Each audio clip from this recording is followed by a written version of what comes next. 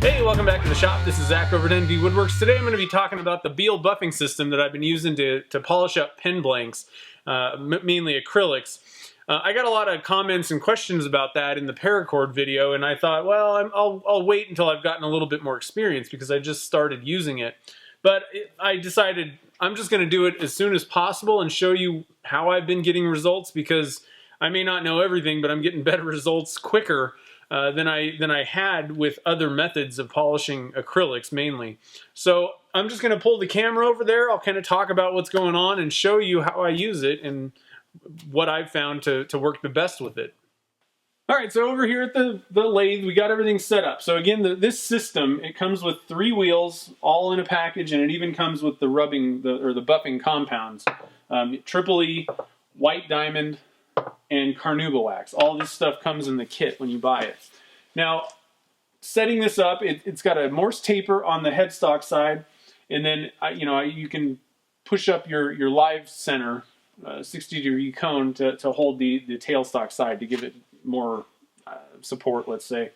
This thing's not very light, so you definitely have to use your tailstock. Yeah, I wouldn't just shove it into the Morse taper and be done with it.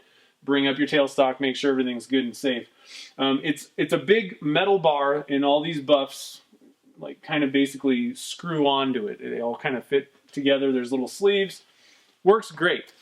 The one issue is if you're doing something pretty big, they're all pretty close. Now for pens, this works perfect. So I like this system, and one of the advantages that I'm finding is compared to going through micro mesh, wet sanding up. The problem I always had was, you're wet sanding and you go through all the grits. Well, then you get to some certain level and then you realize there's a scratch, a low grit scratch, and you got to start all over again and go through the whole thing again. I always hated that. And one of the problems is you can't even really tell if you've done enough sanding on one grit without completely drying off the blank. The blank is mounted onto the lathe. You have to clean it all the way off, get all the water and all that.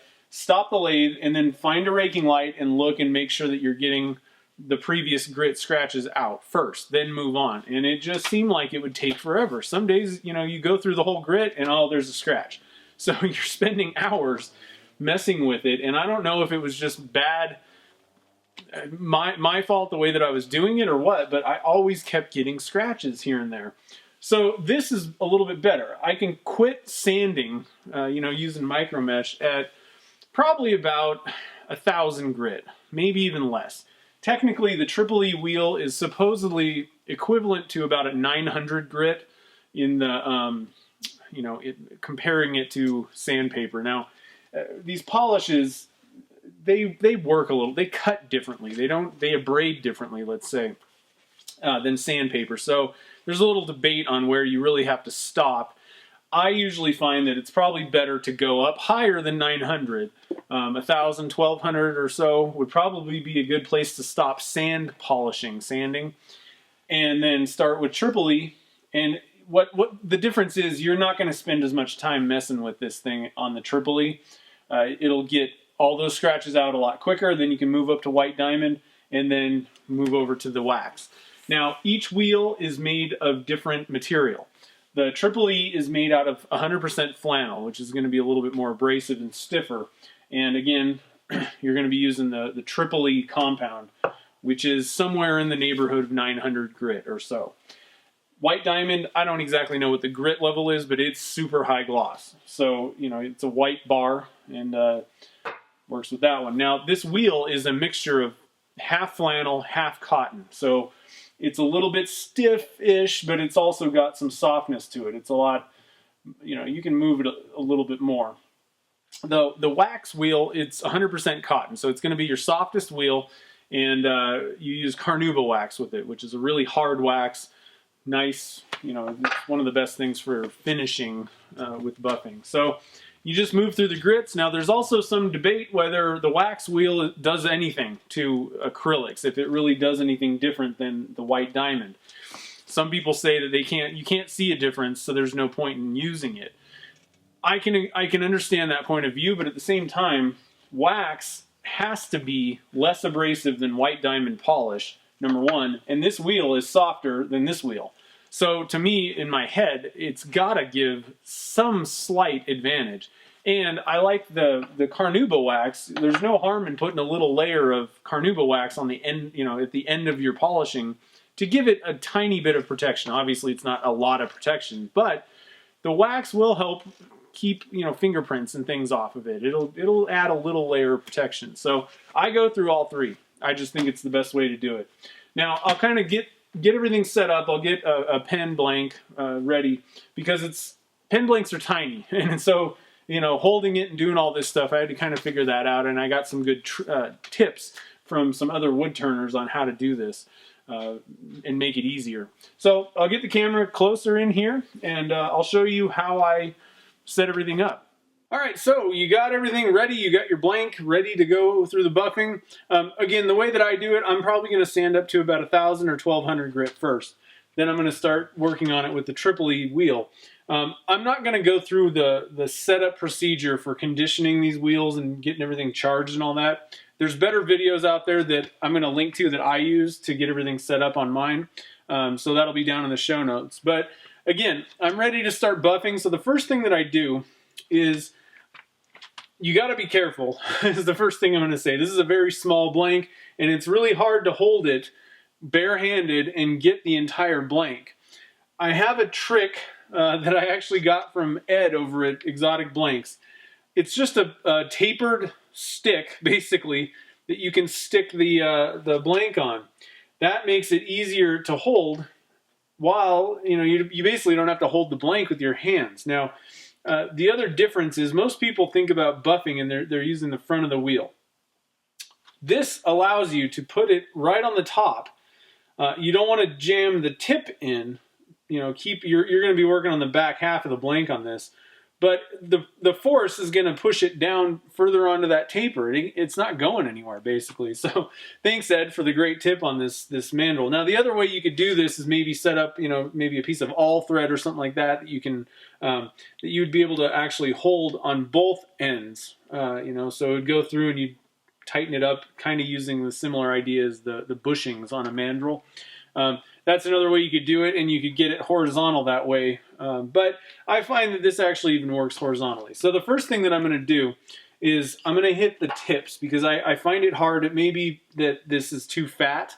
This thing is probably about 1 inch or so diameter, and the taper may need to be taken down a little on this.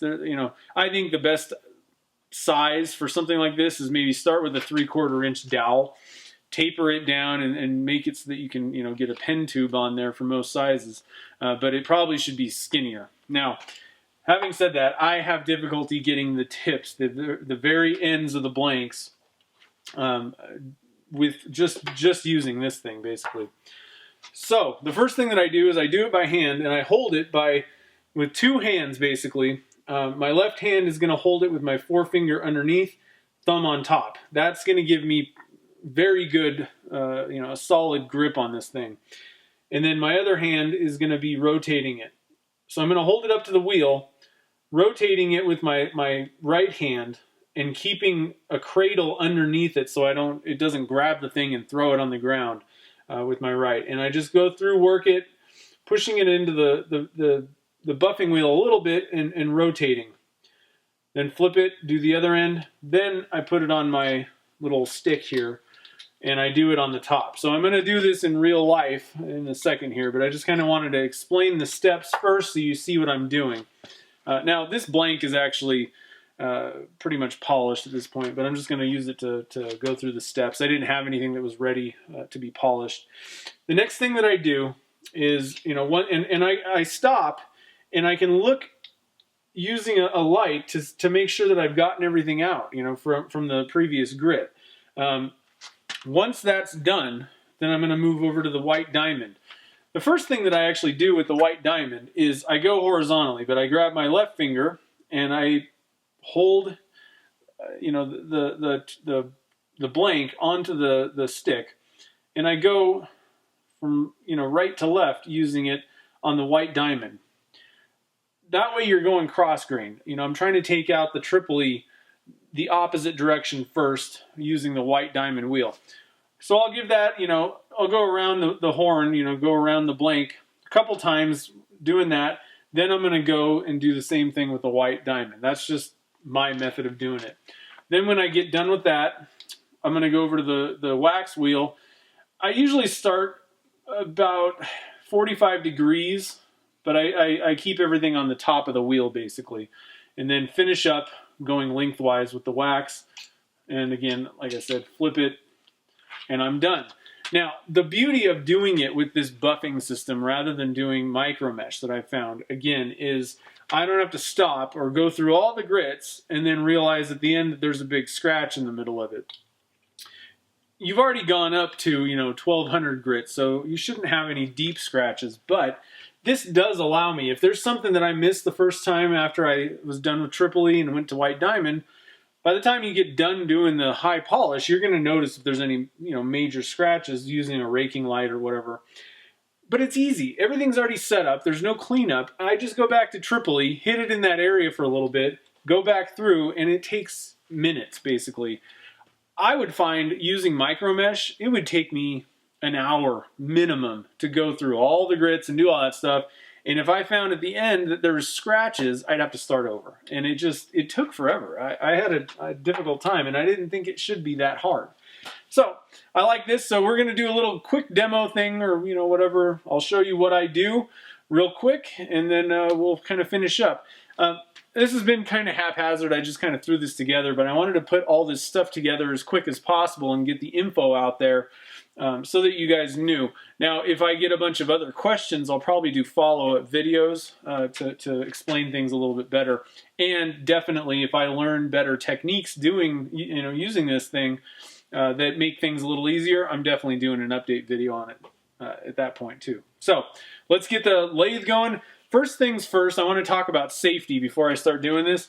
Definitely wear eye protection. That should be obvious, but get your eye protection out. The other problem is breathing the dust that comes from this compound. I'm not sure how toxic or how bad it could be, but these days everything's carcinogenic. So what I would recommend is bare minimum have a fan blowing these little particles away from your face. But the best thing to do is wear a full respirator. That way you're not breathing the dust from these polishing compounds, which, again, I doubt that it's very good for you, at least, let's say that. So respirator, safety glasses, and you should be good to go. Again, I'm going to be running this thing at about 1,000 RPMs, maybe 1,100 at the most.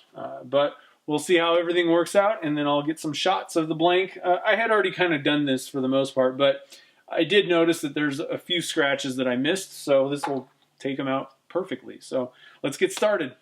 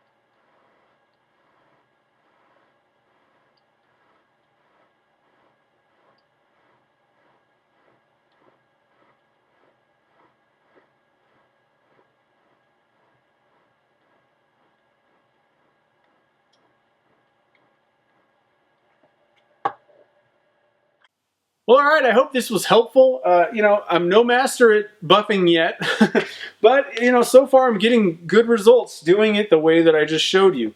Now, a couple things I wanted to mention, though. In this video, that wasn't necessarily an accurate representation of how long I would be buffing at each one of these wheels. I was using a blank that was already buffed, so that was a little bit different. Now, I would usually be coming off of the second grit of micro mesh. My sanding schedule is Abranet 240, Abranet 400. Then I go to the lowest grit of micro mesh, then the second lowest grit of micro mesh. And I don't buy, I'm going to quit buying the kits of it because I don't use 12,000 grit or anything high. They sell it in sheets, and this stuff is a lot cheaper. And so that's what I'm trying to do, is limit how much money I'm spending on this stuff, as well as how long I have to wet sand. I don't particularly enjoy it. I find this to be a better experience. I'd rather spend more time on this Triple E wheel getting rid of scratches than going through a bunch of wet sanding grits of micro mesh. Coming off of that second lowest grit of micro mesh, which is about the equivalent of P1100 grit sandpaper, I might spend about 10 to 15 minutes or so on this Triple E wheel. It just kind of depends. What I find is, depending on how much pressure you're putting on when you're sanding, you can get slightly deeper scratches here and there. So it just kind of depends on how the scratch patterns are, let's say, or how deep the scratches are. If you go higher with micro mesh or whatever with your sanding, you're going to spend less time with this wheel. Like I said, I'm trying to get rid of a bunch of the different grits and all that stuff, so I'd rather spend time here. Like I said, about 15 minutes on average, let's say. I kind of have to go back and forth. I usually kind of, get it pretty good, and I think that I've gotten everything. Try to look at it under different lighting conditions, but then I'll just buff it with this, which only takes, that, in the video, that was pretty accurate. I'd say it only takes about 3 minutes or so, 3 to 5, to get a highly gloss polish with this white diamond after you've done it, buffed it with the Triple E. At that point, then I usually can really see scratches, and I really give it a fine, I go through it with like a magnifying glass almost, but not really, but I really look for any scratches, and when I find them, then I just have to go back to the Triple E wheel. I find it so much easier to focus on one thing, one wheel, to get all the scratches out, and then one wheel to really pull out the full-on gloss. That's all that you're doing. I just find this so much simpler than going through a bunch of wet sanding grits. The other problem I had with micro mesh and plastic polish is I get to the end a lot of times, and then, you find a scratch. Well, then where do you go down? It depends on how deep the scratch is or whatever. And I would find that I'd have to go pretty far down and then do the whole process again. And I didn't get very great results trying to get scratches out with the heavy scratch remover plastic polishes. Maybe you got to do it for a long time, but I never really saw those as being that helpful. This just seems like it works for me. So anyway, I hope this was helpful again. So if you have any comments or questions, you can leave those down below. You can email me at zach@nvwoodworks.com. I'm out there on Facebook, Twitter, and Instagram. Now, if I get a bunch of the same question, I'll probably just do a follow-up video. But leave all your comments and questions down below, and otherwise I'll just answer them down there. And down the road, I plan to do an update video. I'm going to keep working with this system, and I'm sure that I'm going to learn more about how to get the best results. And I'll do an update video when I have some more, a little bit more knowledge about how to do it and any tips or tricks that I find along the way. So thanks for watching, and I'll see you in the next video.